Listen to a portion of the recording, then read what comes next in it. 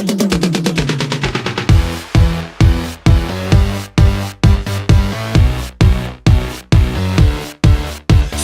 got my boots on, got the right amount of leather, and I'm doing me up with a black color liner, and I'm working my strut, but I know it don't matter. All we need in this world is some love.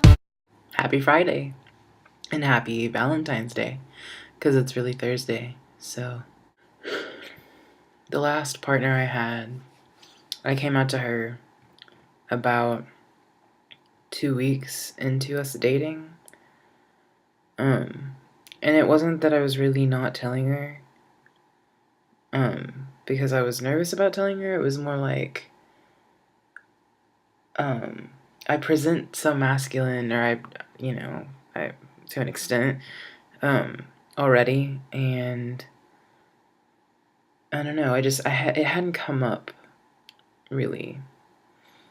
But she was surprised. She was very surprised, and she said okay, and she said, I'm gonna support you no matter what. And 7 months later, she's telling me that she's a lesbian and she can't date men because she's not attracted to men, and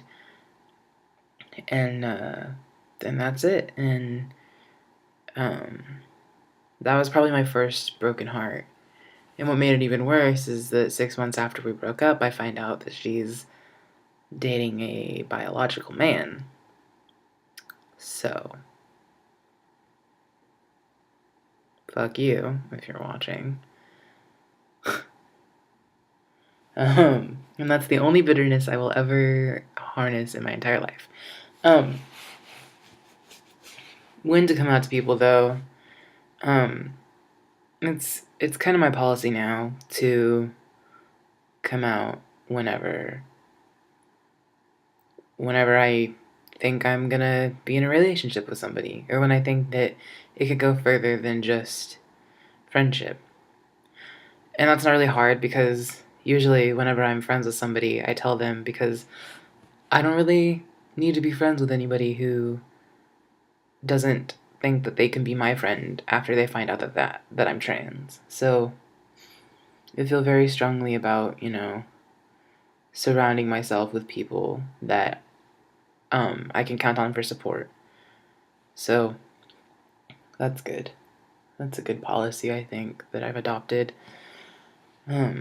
As far as like how to take rejection, don't look at it as being rejected. I mean, people can reject you for being trans, or they can reject you for various different reasons.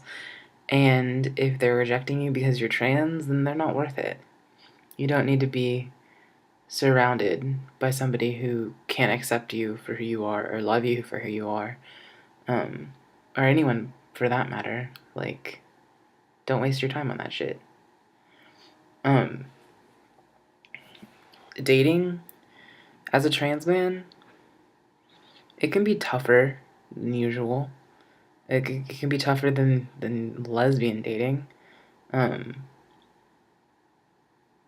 don't know, like, here in Oklahoma, it's tough either way, so...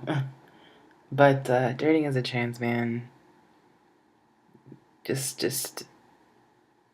it's just like dating. It's regular dating, Just, you have to come out, one step further whenever you're dating somebody. You have to come out to your partner. And if you're lesbian or bisexual, I mean, you might have to come out if you're bisexual, or if you're straight, you don't have to come out to your partner, because it's kind of a silent, mutual understanding that you're probably straight or you're probably gay if you're dating somebody and you haven't actually said, well, I like men and women. So as a trans person, you have to come out to your partner.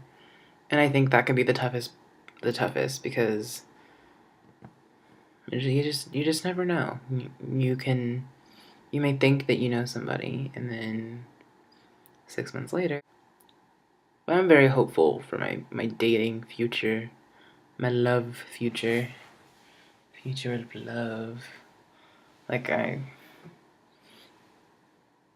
And you should be too. Like, somebody out there is gonna fall in love with you. I mean, the chances are pretty high that you're going to find somebody you're going to spend the rest of your life with. And don't be afraid that you're never gonna find the right person, because they're out there, and of course they're gonna be wonderful, because if they're the right person, then of course they're fucking wonderful and terrific and lovely and beautiful, and you're just gonna think that, like, they're the best. So just don't keep yourself down about dating. Like, usually things will happen when you're not looking for them to happen. So if you just go on about your daily business and be the best person that you can be, and treat people this sounds corny, but treat people how you'd want to be treated, then somebody's going to notice that, and somebody's going to want to be in your life. So just be a good person, and people will want to be good people with you. So happy Valentine's Day.